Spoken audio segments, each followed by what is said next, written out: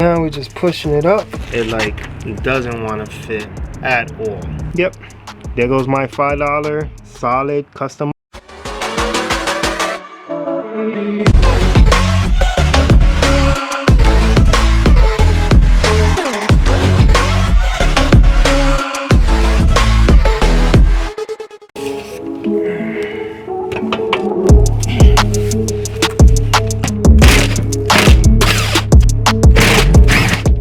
What's up guys, good morning and welcome back to my channel. It's your boy Eddie. Hope you all having a good day today. So yeah, right now we're about to install our polyurethane mount. Yes, I know I said I was gonna film my existing one, my OEM one, but for the same price, well, like $10 more, I was able to get this solid mount and it's billet, so you know, it looks a little pretty as well. But yeah, I was like, you know what, check out. So I ended up buying this polyurethane mount, transmission mount for the 350Z, and I was like, let me try it out, let me see how it feels. And I know I made a previous video on how to install the transmission mount, so if you want to see the overall details in regards to it, even though it's pretty simple and I could go over it right now, but in case you want to see it, I'll put a link up here, that way you guys can check it out and yeah, take it from there. I already got the car jacked up, got the transmission supported. Yeah, it's basically 4 bolts that you have to take off. So you got one right here and then you got one right here. It's basically squared off. You have 2 there and 2 over here.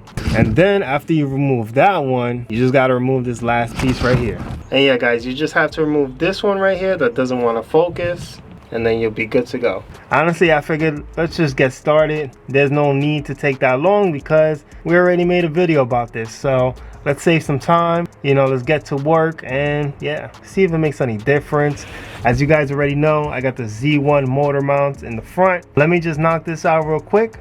That way we could go on a test drive. I know we're gonna get a lot of vibration, but hey, let's see if it helps the transmission in any way.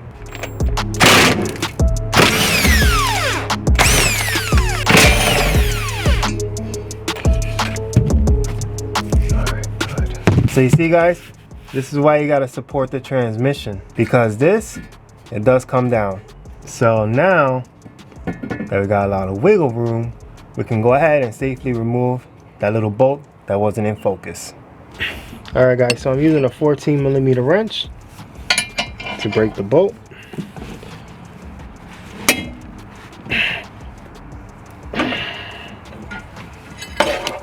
So right now I'm just going to use my 3/8 wrench with an extension and a 14mm socket. And I'm going to tackle it from the top. Alright, good. So now you can just do it by hand.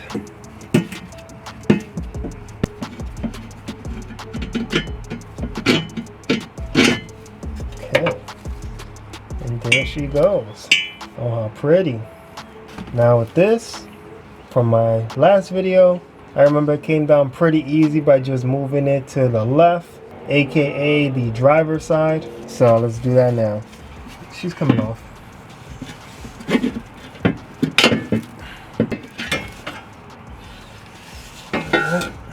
you go. Yeah, so I bought an aftermarket one, and I was like, let me just put it on in the meantime while I fill up my other motor mount. But look at this. So flexible. It's quite annoying, to be honest, because the OEM one that I had here, and I'm sure it's original from factory, was 10 times better than this one. It didn't wiggle this easy. But anyway guys, let's replace this and let's see what happens.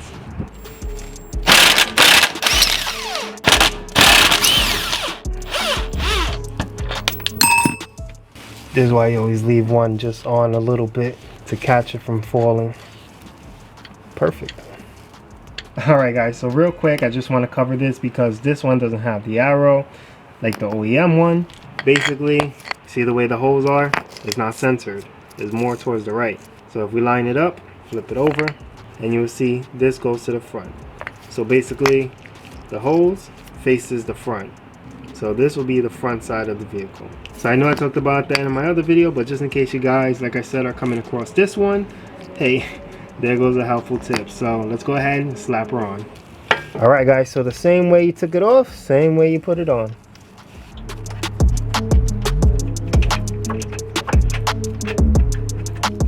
it's time to torque her down.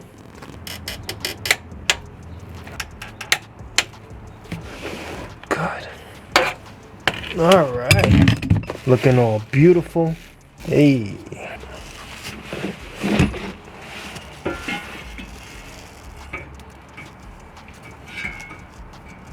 You know what? It doesn't hurt to put some grease on this, huh? Alright guys, so now we're just pushing it up into place. So check it out. Here we are. Let me tell you, I tried putting my full body weight on this to make it go in, and it still can't go in. It doesn't want to fit at all. And just to let you guys know, just like the max speeding review, this one is the SR version. This one is definitely a lose-lose situation. Because not only that, I measured out the pin. I'll show you guys some pictures real quick. And the pin is a lot bigger than what it's supposed to be from the factory. So yeah guys, with that not fitting, and then the pin size being way bigger than what it's supposed to be, and that matters because what happens is when a pin is too big, it creates a lot of vibration. You don't want a pin that's too big, too excessive. And this one, it definitely has a lot bigger pin than the factory one. This one here, the SR, guys, don't get it. Don't waste your time. I know it's always nice to save money, but in this case, nah, it ain't worth it. It didn't work out, unfortunately. Now to take it out, great. Well guys, I just had an idea. This is like a temporary thing, but I believe it'll work.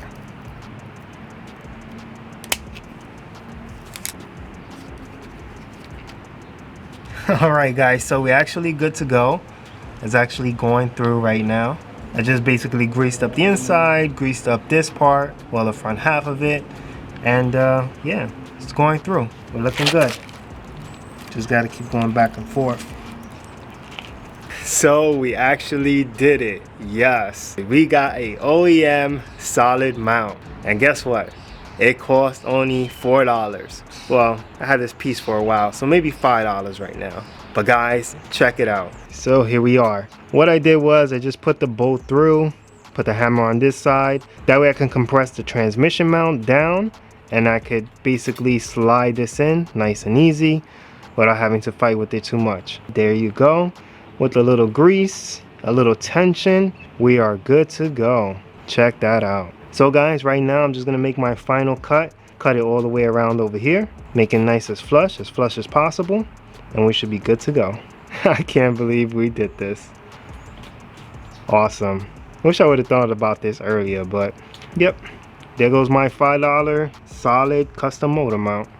Alright guys, sorry about that. The battery died on us. What I'm doing is I'm just using my razor blade and just getting the rest of it off, make it nice and clean.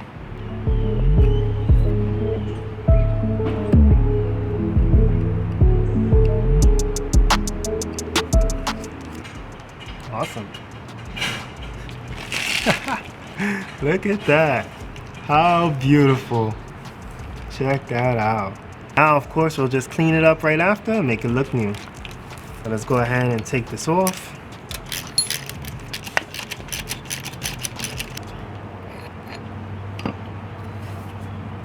Look at that. What? So amazing. Alright, let's clean it up now. So guys, you ever heard of energy suspension inserts? Well, yeah, it's pretty much the same thing. When I was looking at this transmission mount, I'm like, hey, this just has one spot. And if I could just fill this one spot right here, then literally that's all it needs for that extra support. Well, the good thing about this one though, is not 75A durometer. It's actually around 45 or 40, I think OEMs are. And then we have this nice baby on top, just so that the transmission doesn't flop up and down, and this doesn't wiggle side to side like this, because this will be stopping it, and that's normally where it flexes at. So I hope you appreciate this episode. I know we closed it out, but hey, sometimes you gotta be resourceful, and you know what I'm saying? Ooh. All right, I would clean off the whole motor mount, I kid you not, make it nice and clean, but nobody's ever gonna see this. It's not really worth it. All right guys, let's get back in and let's start installing her. So let's go ahead and slap in our beautiful transmission mount. I'm sorry if I called it motor mount at any point. I tend to do that.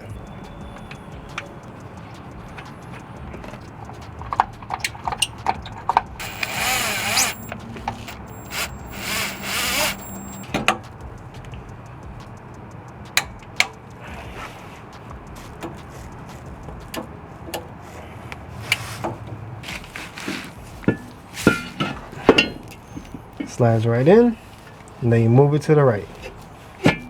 Well, the passenger side, just like that.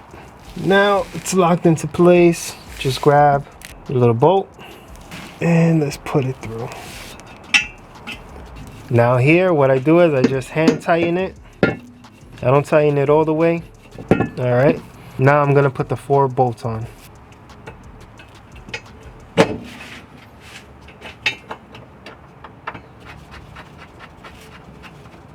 So what we're gonna do now is, now that everything is hand tightened and sitting flush, all 4 bolts, or all 5 bolts actually, they're all hand tightened. What I'm gonna do is drop the transmission so it can sit in its natural resting state, and then from there I'm gonna go ahead and torque everything down. Now this part you really don't have to do.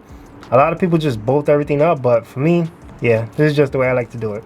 So even though you jack down the transmission and let it sit by itself, just keep your jack raised, just as a little safety precaution, being that you're under the car. You know what I'm saying? So I'll be right back.